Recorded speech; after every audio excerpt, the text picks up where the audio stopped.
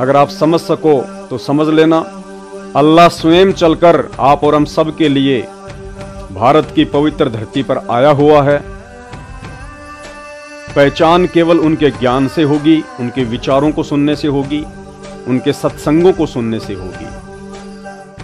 ये धर्म और जातियों की जंजीरों को तोड़कर, दीवारों को लांघकर आपने थोड़ा अपने दिमाग को विकसित करना पड़ेगा। आपने ये विचार करना पड़ेगा कि अल्लाह ने ना किसी मजहब को बनाया, ना किसी जाति को बनाया, हम लोगों ने ही बनाया। और हम लोग इन मजहब और जातियों की बेड़ियों में आज उलझ कर रह गए, अपने अपने धर्म को सर्वश्रेष्ठ बताने में लगे हुए हैं, जबकि सबकी दुर्गतियां हो रही हैं, सबकी दुर्गतियां। तो आज आप मुसलमान भाइयों को मैं हजरत मोहम्मद की जीवनी से कुछ बातें बताऊंगा, और हजरत मोहम्मद की जीवनी को देखकर, पढ़कर, सुनकर यदि आपने विचार नहीं किया तो फिर आप में और जानवर में कोई अंतर नहीं है। परमात्मा कहते हैं, भक्ति बिना नर और खर मानी गधा और भक्ति मानी ज्ञान। भक्ति बिना नर और खर एक है, जिन हरि पद नहीं जाना, पूर्ण ब्रह्म की परख नहीं रे, पूज मरे पाषाणा। उस पूर्ण ब्रह्म अल्लाहु अकबर की, उस साकार भगवान की तो किसी को पहचान है ही नहीं। और ये पाषाण पूज पूज के मर गई दुनिया, पत्थर पूज पूज के मर गई। मुसलमान भाई मज़ारों पर जाकर पत्थर पूजते हैं, मक्का मदीना में जाकर पत्थर पूजते हैं। हिंदू भाई मंदिरों में जाकर पत्थर पूजते हैं, तीर्थ धामों पर जाकर पत्थर पूजते हैं। सब के सब पत्थर पुजारी हैं। तो हजरत मोहम्मद की जीवनी आज मैं आप मुसलमान धर्म के मानने वालों को बताने जा रहा हूं। जैसा कि मुसलमान धर्म के फॉलोअर्स के माध्यम से ये पुस्तक लिखी गई है, जीवनी हजरत मोहम्मद सल्लल्लाहु अलैहि वसल्लम। अपनी तरफ से मैं कुछ नहीं बोलने वाला, कुछ नहीं बताने वाला। जो भी बताऊंगा आप लोगों के द्वारा लिखी गई बातें ही बताऊंगा। लेकिन आप लोग इन लिखी गई बातों को समझ नहीं पाए, समझ नहीं पा रहे। मेरा केवल इतना सा काम है कि मुख्य मुख्य जो पॉइंट हैं उन पॉइंटों पर मैं आपका ध्यान आकर्षित करूं, ताकि आप थोड़ा सोचने पर विवश हों। कोशिश करें सत्य जानने की, और सत्य बताने वाला इस पूरी धरती पर, पूरी पृथ्वी पर वर्तमान में केवल एक ही है, स्वयं अल्लाहु अकबर, स्वयं परमात्मा, जो आज स्वयं हम इंसानों को समझाने के लिए इंसान का चोला धारण करके परम पूज्य सतगुरु रामपाल जी के रूप में धरती पर साक्षात प्रकट हैं। चाहे हिंदू धर्म के धर्मगुरु हों, चाहे मुसलमान धर्म के धर्मगुरु हों, इन अज्ञानियों ने धर्म के मानने वालों को उल्टा पाठ पढ़ा दिया शास्त्रों का, कि भगवान बेचून है, भगवान निराकार है। मुसलमान धर्म के मुल्ला काजी कहते हैं कि भगवान धरती पर नहीं आता, अल्लाह कभी साकार रूप में नहीं आता, अल्लाह कभी इंसान का रूप बनाकर नहीं आता। उधर हिंदू धर्म के धर्मगुरु भगवान निराकार है, भगवान निराकार है, उसका कोई आकार नहीं है। उल्टा पाठ सबको पढ़ा रखा है और सबकी दुर्गतियां करवा रखी है। आज कोई भी व्यक्ति चैन की मौत नहीं मर रहा, सुकून की मौत नहीं मर रहा। 1000 हज यात्री मरे हैं, वो सुकून की मौत नहीं है, वो जिहालत की मौत है। अरे अल्लाह उसे कहते हैं जो सुकून की मौत दे, जो ऐसी बेमौत दे उसको अल्लाह नहीं कहते। ये काम तो शैतान करता है, काल करता है। तो हजरत मोहम्मद जी की जीवनी को पढ़ने के बाद भी यदि आपने विचार नहीं किया और साक्षात धरती पर प्रकट अल्लाहु अकबर सतगुरु रामपाल जी के यूट्यूब पर जाकर सत्संग नहीं सुने, तो आप लोगों में और जानवरों में रत्ती भर भी अंतर नहीं है। क्योंकि परमेश्वर ने जानवरों से भिन्न हमारे को ये मनुष्य शरीर दिया है। ये मनुष्य शरीर केवल इसीलिए दिया है कि हम किसी बात पर विचार कर सकते हैं, सोच सकते हैं, सलाह मशवरा कर सकते हैं। मैं आपको समझाऊंगा, आप जी समझ सकते हैं। अन्य किसी भी योनि में, किसी भी शरीर में इस मनुष्य के अलावा ये योग्यता, ये क्षमता परमात्मा ने नहीं दी है। और ये योग्यता समझने और समझाने की, विचार विमर्श करने की, चिंतन मनन करने की अल्लाहु अकबर सतगुरु रामपाल जी परमेश्वर जी ने इसीलिए बख्शी है कि आज हम उनको पहचान लें, आज हम उनकी पहचान कर लें। अपने अल्लाह के चरणों में आ जाएं, इस पाखंड पूजा को, इस दो कोड़ी की साधना को, जिसका किसी भी धर्मशास्त्र में कोई उल्लेख नहीं है, इसको हम त्याग दें और अपने जीवन को सफल बना लें। अन्यथा भाई, चाहे हिंदू हो, चाहे मुसलमान, चाहे सिख, चाहे ईसाई, मरने के बाद में सीधा धर्मराज के दरबार में जाएगा और धर्मराज एक ही बात कहेगा कि भगवान धरती पर आया हुआ था। नादान, अल्लाह धरती पे प्रकट था, तेरा सौभाग्य था। तूने भक्ति क्यों नहीं करी? तूने उसकी सच्ची इबादत क्यों नहीं करी? खाली हाथ क्यों आ गया? जा नरक में, जहन्नुम में ठोकेगा। तो आज मौका है। मेरी बात पे यकीन नहीं है, कोई बड़ी बात नहीं है, लेकिन खुद अल्लाह अकबर की बात पे तो यकीन करो। सत्संग तो सुनना शुरू करो परमेश्वर रामपाल जी के, दिन में आधा घंटा, 1 घंटा, थोड़ा थोड़ा समय निकाल कर। तो हजरत मोहम्मद जी की जीवनी से आज आपको वो सच्चाई बताएंगे जिस सच्चाई से 99% मुसलमान समाज अनजान है। आप मुसलमान धर्म के फॉलोवर ने बहुत दफा ये पुस्तक पढ़ी होगी, ऐसी बात नहीं है, क्योंकि अपने अपने पैगंबरों की पुस्तकें कौन नहीं पढ़ना चाहता होगा, आपने जरूर पढ़ी होंगी। लेकिन इन पुस्तकों में जो सच्चाई है, जो वास्तविकता है, ये उस समय तक समझ में नहीं आ सकती जब तक आप किसी वक्त गुरु की शरण में ना हो। वक्त गुरु यानी पैगंबर, रसूल, नबी, जो वर्तमान में धरती पर सशरीर हमारे समक्ष प्रकट हो। जब तक हम उसकी शरण में ना हो, तब तक हमारे को किसी भी धर्म की कोई भी पुस्तक समझ में नहीं आ सकती। मनमुखी रूप से आप कितनी ही कुरान मजीद, कुरान शरीफ, तौरेत, जबूर, इंजिल दुकानों से खरीद खरीद के पढ़ते रहिएगा, झक मार मार के मर जाएंगे, लेकिन एक अक्षर भी समझ में नहीं आएगा अल्लाह और उसकी सच्ची इबादत के विषय में। तो आज अल्लाह और उसकी सच्ची इबादत के विषय में स्वयं वो अल्लाह अकबर धरती पर साक्षात नीचे उतरा हुआ है। नाम है परमेश्वर रामपाल जी। यूट्यूब पर जाकर सत्संग सुनना शुरू करें। तो हजरत मोहम्मद की ये जीवनी, ये पुस्तक जीवनी हजरत मोहम्मद सल्लल्लाहु अलैहि वसल्लम, और इसमें क्या लिखा हुआ है? इस किताब के अध्ययन से अल्लाह के पैगंबर हजरत मोहम्मद सल्लल्लाहु अलैहि वसल्लम के जीवन की प्रमुख झलकियां आपके सामने आएंगी, और इस किताब को पढ़ने वाला ऐसा महसूस करेगा जैसे वह खुद उस दौर से गुजर रहा है जिस दौर से पैगंबरे इस्लाम गुजरे हैं। नसीम गाजी फलाही। यानी जीवनी हजरत मोहम्मद का मतलब होता है कि हजरत मोहम्मद जी ने अपने जीवन में, अपनी लाइफ में, जन्म लेने से अंतिम समय तक उन्होंने क्या किया, भक्ति मार्ग में अल्लाह के विषय में वो क्या जानते थे, अल्लाह ने क्या उनको इबादत बताई, कैसे उन्होंने वो इबादत की, और उस इबादत के करने से हजरत मोहम्मद को क्या हासिल हुआ। अल्लाह के गुण हैं, अल्लाह किसी को दुख नहीं देता, अल्लाह किसी को परेशानी नहीं देता। अल्लाह तो उसे कहते हैं जो संकट मोचन होता है, जो संकटों को हर लेता है। भक्ति करने वाले अपने साधक को, अपने भगत को सुख ही प्रदान करता है। अगर वो निर्धन है तो उसे धन देता है, बांझ है तो उसे पुत्र देता है, बीमार है तो उसे स्वस्थ शरीर देता है। उसे कहते हैं अल्लाह। और शरीर त्यागने के बाद उसको मोक्ष देता है, सदा सदा के लिए उसे 84 लाख योनियों के झंझट से बाहर निकाल देता है। उसे कहते हैं अल्लाह, परमात्मा, भगवान। और उसी अल्लाह की इबादत करते करते आजीवन मुसलमान धर्म के अंतिम पैगंबर हजरत मोहम्मद जी का जीवन नरक से कम नहीं था।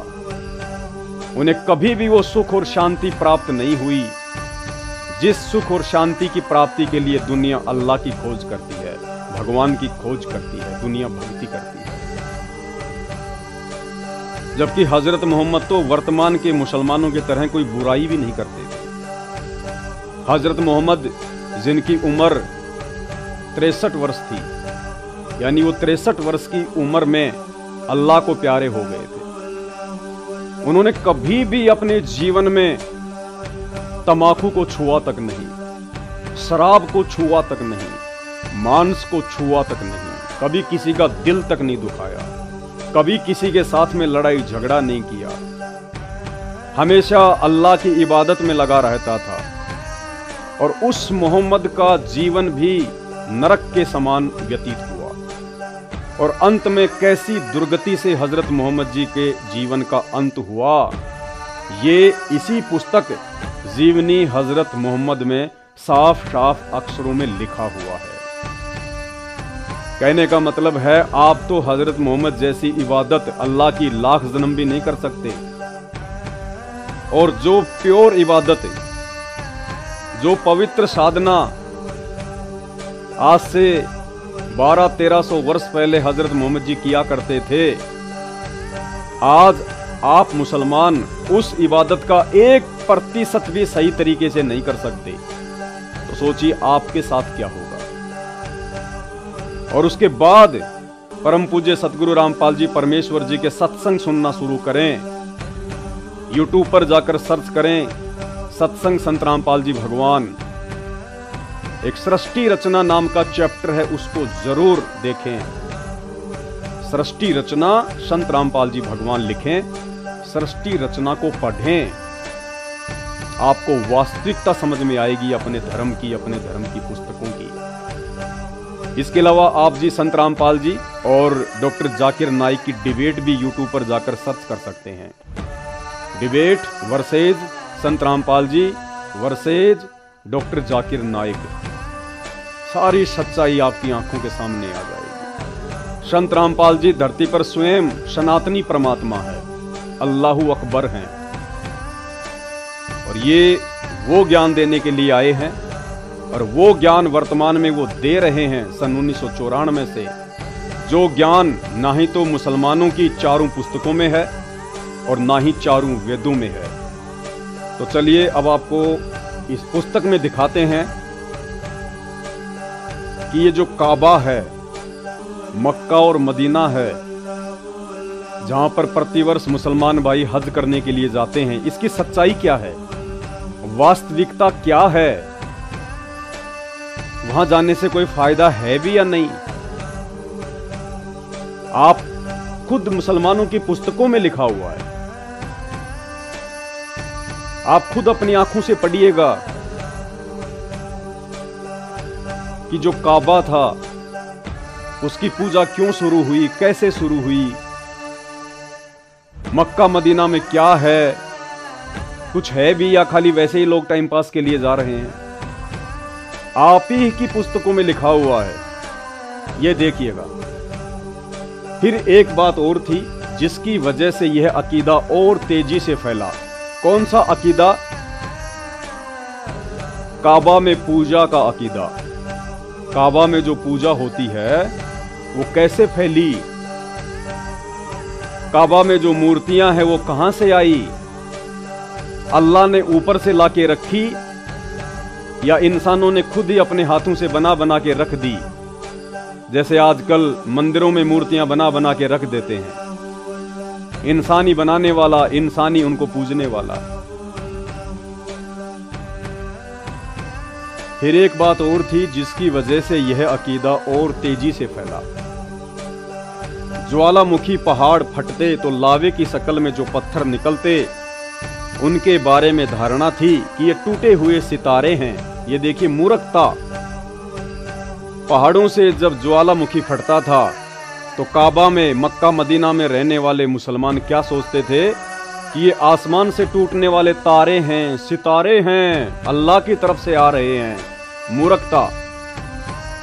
जो आकाश से धरती पर आ गए हैं, यहीं से वे पत्थर पवित्र समझे जाने लगे, क्योंकि कुछ जातियों के दिल में तारों की महिमा रच बस गई थी, इसलिए कि उनमें जगत सृष्टा की कुदरत का जलवा था, उनकी शक्ति और महानता की छाया थी।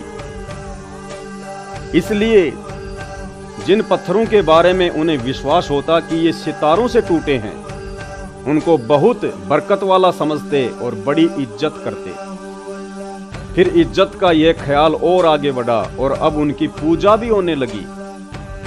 ज्वालामुखी के पत्थरों को अल्लाह के पत्थर समझकर, अल्लाह की नियामत समझकर, आसमान से टूटे हुए तारे समझकर शुरुआत में मुसलमान धर्म के फॉलोअर्स ने उन पत्थरों की पूजा शुरू कर दी।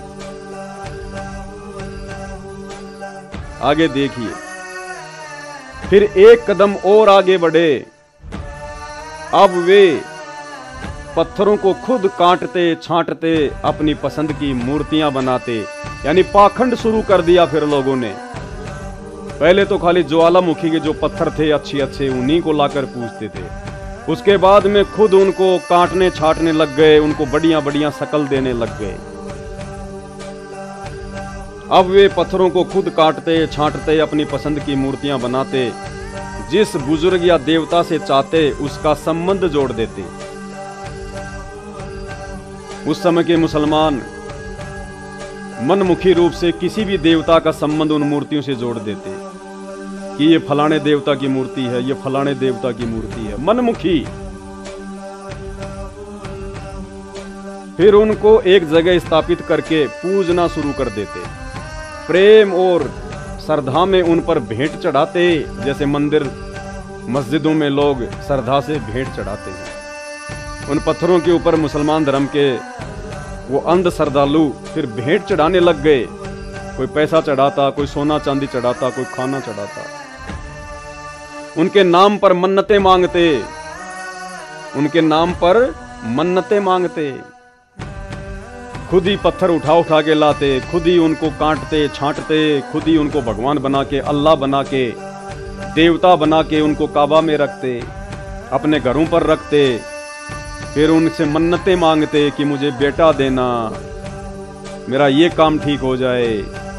खुद ही उनसे मन्नतें मांगते, खुद ही भगवान बनाते, खुद ही अल्लाह बनाते और खुद ही अल्लाह से फिर मन्नतें मांगते। यानी आपको यह समझाने का प्रयास कर रहा हूं कि मक्का मदीना और काबा में कोई अल्लाह नहीं है, कोई खुदा नहीं है। जैसे मंदिरों में कोई भगवान नहीं है, मस्जिद में कोई अल्लाह नहीं है। मनमुखी काम है, सारे के सारे मनमुखी काम। ये मंदिर मस्जिद चर्च और गुरुद्वारे में जितने भी भगवान हैं ये सब इंसान के बनाए हुए हैं। आपकी आंखों के सामने आप ही मुसलमान धर्म की पुस्तकों में लिखा हुआ है। और 1000 यात्री जो मरे हैं काबा में, मक्का मदीना में जो हज करने गए थे, वो अपनी खुद की मनमुखी घटिया साधना के चलते मरे हैं। अल्लाह ने कभी नहीं कहा तुम्हें कि काबा में आओ, मक्का में आओ, मदीना में आओ। मनमुखी अगर ये किताबें पढ़ लेते अपने धर्म की, इनको समझ लेते, तो वहां जाने की आवश्यकता ही नहीं पड़ती।